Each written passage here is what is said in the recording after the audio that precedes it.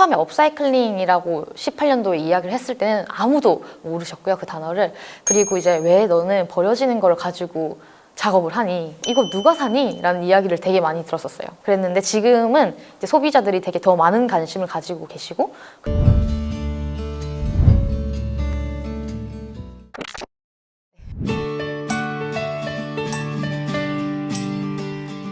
버려지는 다양한 소재로 이제 업사이클링을 해서 새로운 가치를 만드는 코엠체 박소영입니다. 저는 이제 웨딩드레스에서 이제 가방, 액세서리 종류로 지금 제작을 하고 있고요. 더불어서 해녀복으로도 파우치라든지 키링 같은 거를 제작을 하고 있습니다. 네. 제가 4학년 때 시작을 하게 됐고요. 1년에 웨딩드레스가 170만 벌 이상이 버려진다라는 이제 영상을 보게 됐고요. 저희가 봤을 때는 되게 고귀하고 그런 것들인데 이제 저렇게 버려진다는 걸 보고 되게 많이 버려지네? 저걸로 뭔가를 좀 해볼까? 라는 생각으로 시작을 하게 됐어요. 웨딩드레스를 이제 하신 분이 아무도 안 계시더라고요, 주변에. 그래서 이제 제가 창업 동아리를 하다 보니까 이제 교수님들도 조금 뵙게 되고 무작정 교수님한테 찾아가서 이제 혹시 웨딩드레스 사업을 하시는 분들이 주변에 계시나요? 라고 진짜 주변에 다 물어봤었어요. 처음에 시작은 그렇게 시작을 했다가 되게 운 좋게 웨딩 플래너를 하셨던 분이 계시더라고요. 그래서 그분 소개로 이제 웨딩샵 한 군데를 이제 처음으로 찾아가게 되었어요. 그렇게 해서 시작을 하게 되었죠. 네. 사실 업사이클링이란 단어를 몰랐었고요. 리서치를 조금 하다 보니까 내가 하려고 하는 게 업사이클링이구나 라는 걸 조금 더 많이 알게 됐고, 환경은 관심은 있었지만 실천을 어떻게 해야 될지 모르는 그런 청년이었죠. 네. 처음에 업사이클링이라고 18년도에 이야기를 했을 때는 아무도 모르셨고요, 그 단어를. 그리고 이제 왜 너는 버려지는 걸 가지고 작업을 하니? 이거 누가 사니? 라는 이야기를 되게 많이 들었었어요. 그랬는데 지금은 이제 소비자들이 되게 더 많은 관심을 가지고 계시고 그래도 조금의 소비가 일어나고 있어요. 그렇다 보니까 이거 업사이클링 한 거예요? 라고 물어보시는 분도 있으시고, 리미티드고 특별한 거고 그런 소재로는 만드는 게 드물다 보니까 그런 거 하나쯤 가지고 싶어서 사신다라고 이야기하시는 분들이 계셨어요. 네. 웨딩드레스 같은 경우에는 해외 같은 경우에는 대물림 되는 경우가 많아요. 그래서 제가 네덜란드에 이 웨딩드레스를 가지고 갔을 때 웨딩드레스로 업사이클링을 해요 라고 이야기를 했더니 웨딩드레스로 업사이클링을 해? 라는 이야기를 또 하시더라고요. 요즘 한국 자체는 직접 사시는 경우도 계시고요.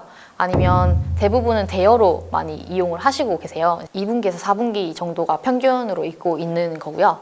버려지게 되면 이제 세 종류로 크게는 나뉜다고 해요. 이제 첫 번째는 이제 촬영장으로 그 드레스가 가는 경우가 있고요. 이제 두 번째 같은 경우에는 해외 수출. 그 이제 세 번째 같은 경우에 정말 못 쓰는 것들은 이제 따로 폐기물로 해서 버리신다고 하시더라고요. 3번 플러스 이제 그 촬영장으로 가기 전에 예쁜 것들은 조금 더 돈을 들여서 가지고 오고 있습니다. 처음에 제작을 했을 때는 제가 손으로 정말 수급부터 제가 해서 비즈도 떼고요. 이제 빨래도 제가 말았거든요. 근데 이제 그런 작업을 다 거쳐서 제가 다 분해를 한 후에 이제 패턴을 그거에 맞게 떠서 그것을 가지고 업사이클링을 하고 있습니다. 네. 1년 만에 다른 소재를 한번 찾았었어요. 근데 그 시작은 동아리 친구들을 통해서 해녀복이라는 이야기가 나와서 주제를 잡고 시작을 하게 됐고요. 그런 계획을 하자마자 해녀복에 관련돼서 리서치를 정말 열심히 했었거든요. 근데 다행히도 부산에 있는 해양대학교 안에서 해녀 교수님이 계시더라고요. 그래서 무작정 찾아갔습니다. 그래서 이제 그분께 도움을 처음에 요청을 드렸고, 저는 해녀복을 가지고 디자인을 조금 하고 싶어서 찾아왔다라고 이야기를 했고 되게 좋게 봐주셔서 제주도에 있는 해녀분을 소개를 해주셨어요. 그래서 이제 김영리에 계시는 해녀분들 찾아뵙고요.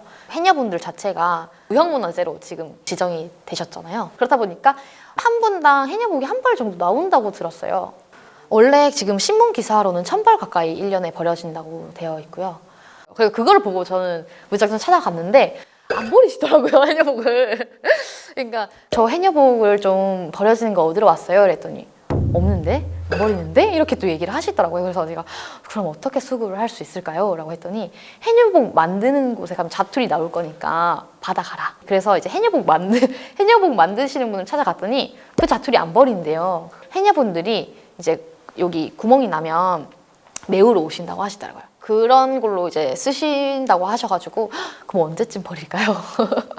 이렇게 물어봤더니 정말 닳고 해질 때 그때 버린다고 하시더라고요. 그리고 해녀복을 얻기 위해서는 정말 한 분 한 분의 해녀분들을 다 찾아뵈야 됐었거든요. 그래서 되게 그게 어려웠었어요. 그래서 다행히도 서귀포시에 계시는 분 또 한 분을 찾아뵈서 이제 버리려고 모아두신 거를 제가 몇 벌을 받아와서 처음에 시작을 했고요. 그러면서 이제 김영리에서도 이제 이장님께서 버려지는 거 있으면 조금 모아주세요라고 해서 이야기를 해주셔가지고 이제 몇 벌 해서 이렇게 받아와서 시작을 하게 됐어요.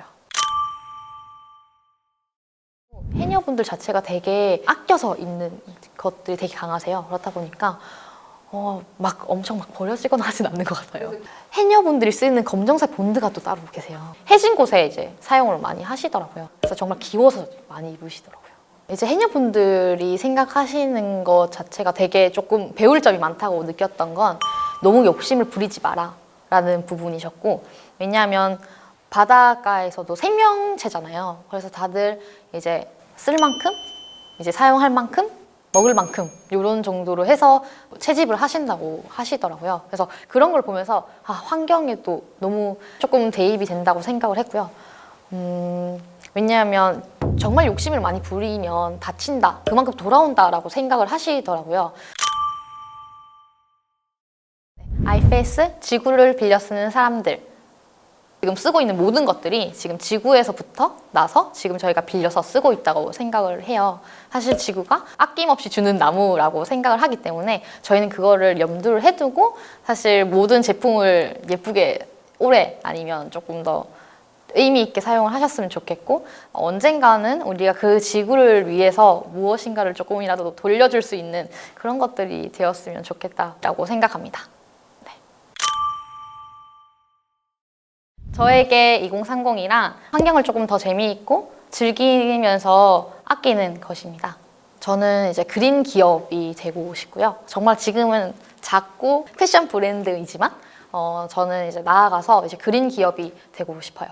지금 환경에 대해서 사람들한테 이제 물어보면 많이 어려워하거나 무거운 주제로 생각을 많이 하는데요. 조금 더 재미있고 즐길 수 있는 그런 환경이 되었으면 좋겠고요. 축제를 조금 업사이클링적으로 열었으면 좋겠어요. 그래서 저는 지금 그런 것들을 위해서 다양한 놀이를 통해서 할 수 있는 것들이라든지 이런 것들을 준비를 하고 있는 상황이에요. 그래서 지금 플랫폼도 개발을 하고 있는 상황인데 그런 것들이 사람들이 조금 더 재미있고 환경을 생각을 하면서 재미있게 소비를 하는 그런 것들을 조금 만들어서 구축을 해서 이용을 하는 네, 그런 것들이 있었으면 좋겠습니다. 네.